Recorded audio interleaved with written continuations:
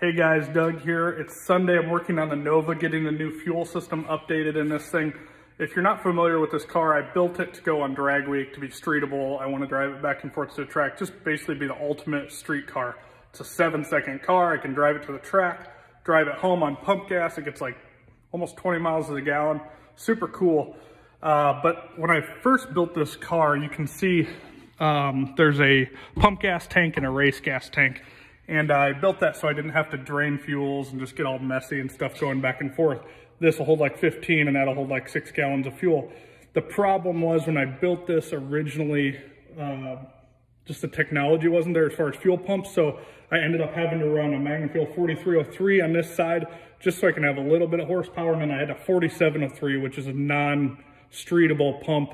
Some guys do drive it on the street, but after 40 minutes, they'll actually start to get hot and overheat because it doesn't have fuel running through it. So anyways, this year I wanted to simplify things. I wanted to have one pump, draw less electricity. Literally when I would turn both pumps on at the track, it was drawing a lot of fuel or a lot of amperage. So I wanted to simplify that. I wanted to have one backup pump because I always like to have backups on drag week.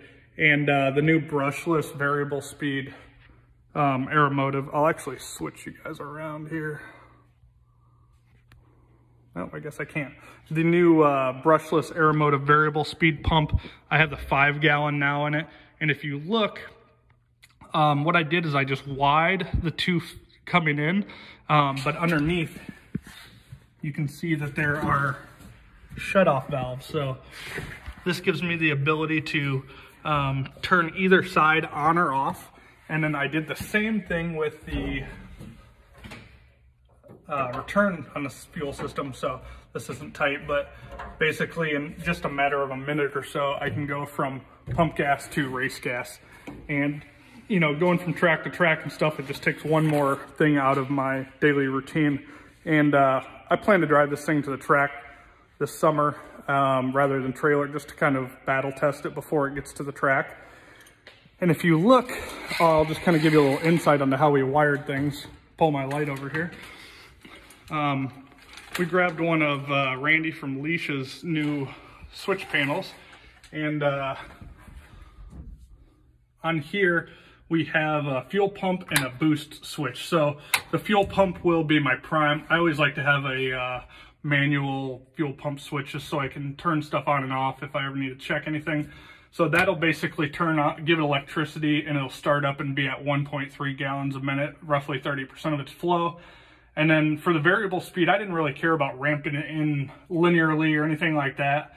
So what we did is I went ahead and made a boost switch. So now that turns on the intercooler pump, that turns on, or that flips the, that gives 12 volts to the trigger side of the Aeromotive pump, and it goes full tilt to 5 gallons a minute. So I can make just tons and tons of fuel, tons and tons of horsepower just by switching that.